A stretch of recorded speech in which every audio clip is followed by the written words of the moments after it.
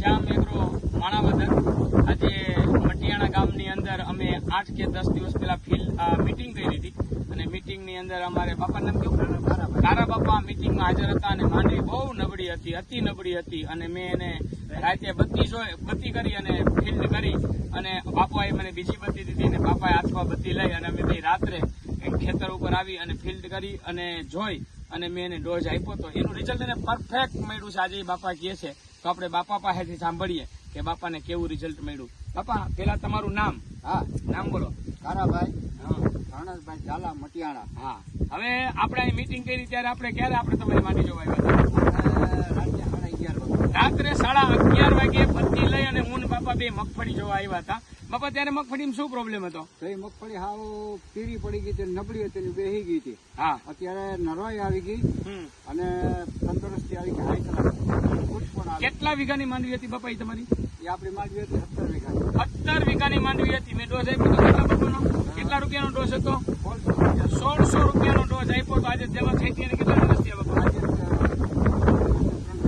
હા, 4 દિવસ થયા છે આજે. તો તમને રિઝલ્ટ મળ્યું કેટલા દિવસે દેખાઈ ગયું? તો આમાં રિઝલ્ટ મળ્યું.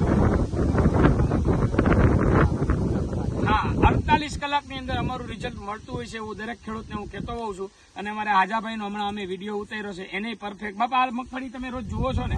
કેટલા દિવસમાં ફેર પડી ગયો?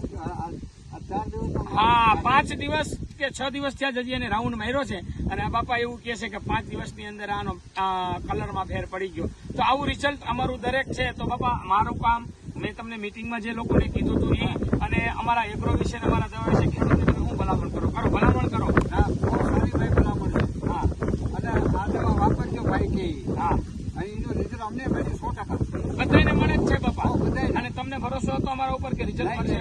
આપણી પહેલી મુલાકાત હતી. હા, પણ તમને ભરોસો હતો કે રિઝલ્ટ મળશે? હા, ભરોસો હતો. એમ 100%. એ કેવી રીતે ભરોસો આવ્યો તમને? એ તમારી વાતમાં છે. હા, કે હું દરેક ખેડૂતની જે મીટિંગની અંદર જે હું વાત કરતો હોઉં છું ને તો દરેક વાત પાયાથી માંડી અને સેટ સુધી કરતો હોઉં છું.